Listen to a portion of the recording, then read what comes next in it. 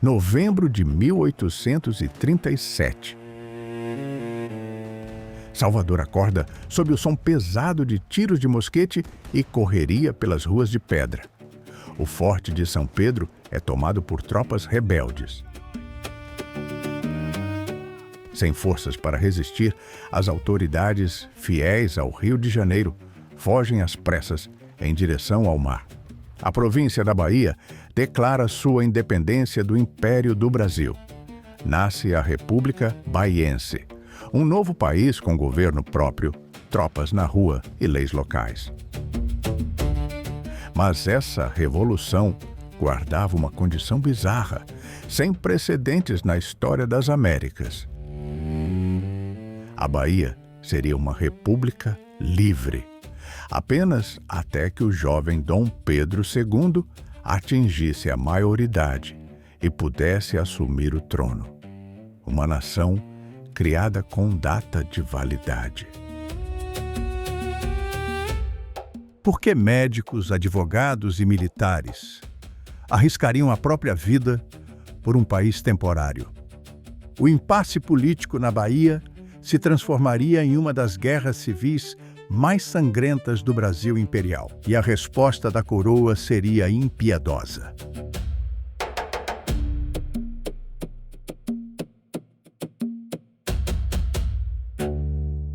O Brasil da década de 1830 enfrentava sua crise mais profunda. Sem a figura do imperador Dom Pedro I, que havia abdicado anos antes, o país era governado por regentes no Rio de Janeiro. Na ausência de um monarca legítimo no trono, o poder central perdeu credibilidade e as províncias começaram a se distanciar da corte. Em Salvador, a situação era crítica. A economia do açúcar acumulava perdas contínuas no mercado internacional, espalhando a miséria.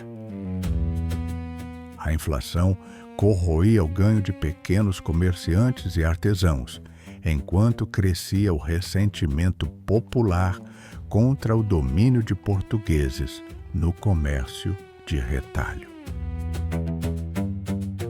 Para piorar, a política do regresso conservador tentava retirar a pouca autonomia que as províncias haviam conquistado, recentralizando decisões na capital do império. O estopim para o conflito veio do sul.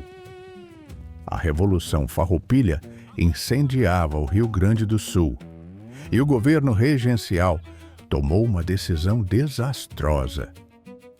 Determinou o recrutamento forçado de jovens baianos para integrar o exército imperial e lutar em uma guerra distante. A insatisfação encontrou voz em Francisco Sabino Álvares da Rocha Vieira.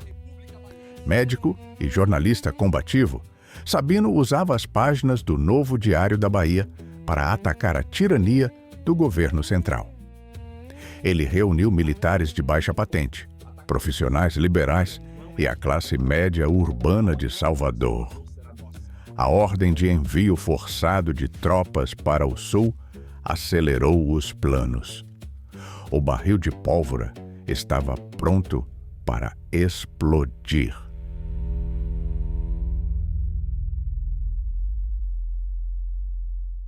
Na noite de 6 de novembro de 1837, as tropas sublevadas tomaram o forte de São Pedro. Ao amanhecer do dia seguinte, civis e forças policiais ocuparam o centro de Salvador. Percebendo a incapacidade de conter o levante, o presidente da província, Manuel Inácio da Cunha Menezes, abandonou a capital e fugiu para o recôncavo baiano com as autoridades legalistas. Com a capital sob controle, as lideranças se reuniram na Câmara Municipal para organizar o novo governo. Nomearam como presidente um político liberal exilado nos Estados Unidos, Inocêncio da Rocha Galvão, e entregaram o comando de fato ao vice-presidente em exercício, o advogado João Carneiro da Silva Rego, ao lado de ministros e tropas locais. Poucos dias após a tomada do poder, o caráter da revolução foi oficialmente ajustado. Em um documento emitido em 11 de novembro, a junta declarou que a independência da Bahia duraria estritamente até a coroação de Dom Pedro II ao atingir a maioridade. Essa cláusula da maioridade foi uma manobra política calculada. De um lado, buscava conciliar o republicanismo radical de Francisco Sabino com o federalismo monárquico de aliados como Carneiro Rego. De outro, tentava afastar a acusação de alta traição contra o Império, na esperança de atrair os grandes proprietários de terras do interior. Mas a estratégia falhou. O governo imperial rejeitou qualquer negociação, e os barões do açúcar do recôncavo baiano preferiram manter sua lealdade à coroa. Salvador era uma cidade profundamente dividida pela escravidão. A grande maioria da população era composta por negros e pardos, entre libertos e cativos de duas origens distintas: os crioulos, nascidos no Brasil, e os africanos, trazidos pelo tráfico negreiro. A memória da Revolta dos Malês, ocorrida quase 3 anos antes na mesma cidade, trazia pavor constante às classes proprietárias.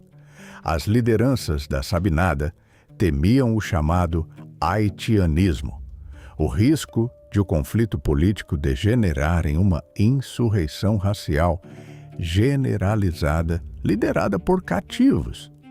Para conseguir recrutas sem ameaçar a ordem escravista, o governo republicano criou o Decreto dos Libertos da Pátria. A regra era restritiva.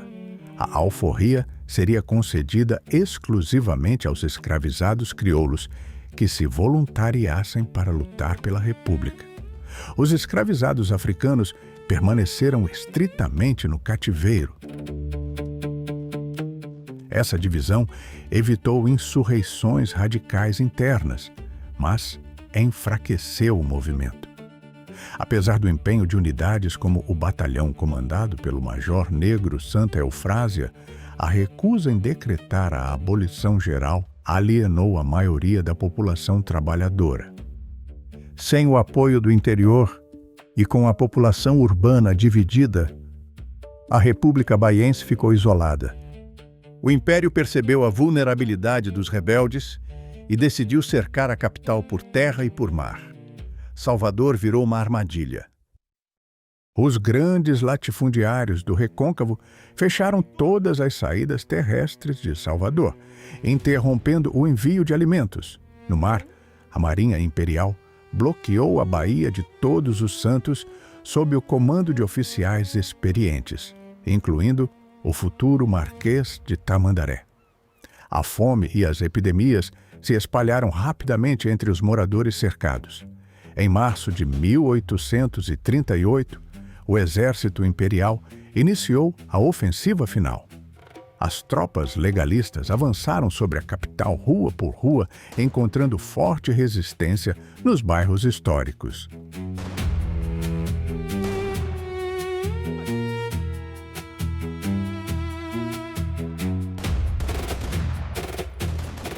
Para desalojar os batalhões rebeldes entrincheirados, os soldados governamentais adotaram táticas extremas e incendiaram quarteirões inteiros. Casas e estabelecimentos comerciais foram consumidos pelas chamas em um cenário de devastação total. O combate encerrou-se em 16 de março com um saldo trágico. Cerca de 1.800 combatentes morreram no total do conflito, sendo aproximadamente 1.250 rebeldes e centenas de soldados imperiais. E quase 3.000 sabinos foram capturados. A repressão judiciária instaurada em seguida ficou marcada na história local como o Júri de Sangue. Tribunais de exceção proferiram diversas condenações à pena de morte e trabalhos forçados. Líderes como Francisco Sabino e João Carneiro da Silva Rego foram inicialmente condenados à forca. No entanto, com a anistia decretada por ocasião da coroação de Dom Pedro II, as penas foram comutadas para o degredo. Sabino foi transferido para o interior de Goiás, onde viveu, exercendo a medicina até sua morte. O choque provocado pela Sabinada acelerou os bastidores políticos no Rio de Janeiro. O pavor de que o Brasil se dividisse em repúblicas regionais fez a elite da corte articular o golpe da maioridade em 1840. A coroação precocemente antecipada de Dom Pedro II aos 14 anos de idade foi a ferramenta usada para centralizar o poder e garantir a integridade do território nacional. A República Provisória da Bahia durou apenas 4 meses, mas provou o preço altíssimo que o Império estava disposto a cobrar para manter o país unido sob uma só coroa. Comente a palavra Sabinada, para eu saber que você acompanhou esta história até o final. Deixe seu like, se inscreva no canal e considere se tornar membro para apoiar nossos documentários. Muito obrigado pela companhia e até o próximo vídeo.